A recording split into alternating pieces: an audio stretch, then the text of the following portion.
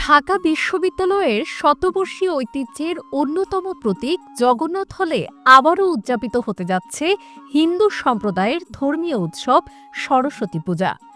১৯২১ সালে প্রতিষ্ঠিত এই ঐতিহাসিক হল প্রজন্মের পর প্রজন্ম ধরে শিক্ষা, সংস্কৃতি ও ধর্মীয় চর্চার কেন্দ্র হিসেবে পরিচিত।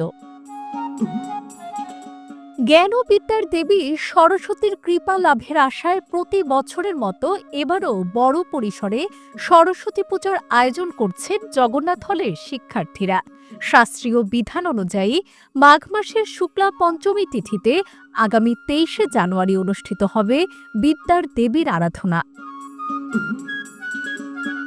উৎসবকে ঘিরে এখন ব্যস্ত সময় পার করছেন প্রতিমা শিল্পীরা।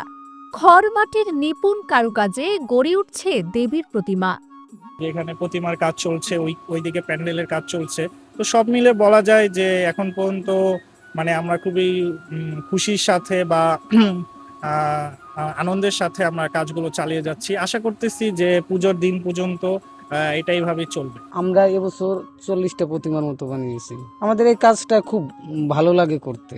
এক একজনের একটা কাজের যেমন চাহিদা থাকে, সে সেই অনুযায়ী সেই কাজ করলে তার খুব ভালোই লাগে তার সেই কাজটা করার। আগে কোনোদিন আসা হয় নাই জগন্নাথ হলে, বাট এবার নিজেদের পুজো, নিজেরা মানে ইনভলভ আছি, সবকিছু মিলে অনেক এক্সাইট লাগছে।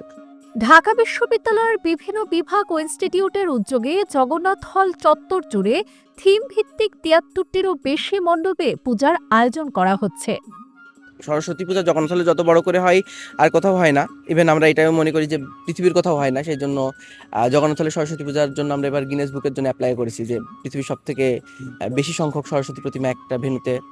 তো এটার জন্য একটা আছে। তা ছাড়া উৎসবমুখর পরিবেশে জগন্নাথ হলে সবাই প্রায় এবার বোধহয় ৭৬টা ডিপার্টমেন্টের মতো পূজা করতেছে। তো সেই তাদের প্রিপারেশন তারা তাদের মতো নিচ্ছে। সরস্বতী পূজা এখানে শুধু একটি ধর্মীয় আয়োজন নয়, এটি শত বছরের ঐতিহ্য, জ্ঞান চর্চা ও সাম্প্রদায়িক সম্প্রীতির প্রতিচ্ছবি। আবারও সেই ইতিহাসের ধারাবাহিকতায় উৎসবমুখর হয়ে উঠছে জগন্নাথ হল। কাউসার আহমেদ রিপনের পাঠানো তথ্যচিত্রে ডেস্ক রিপোর্ট, আজকের পত্রিকা।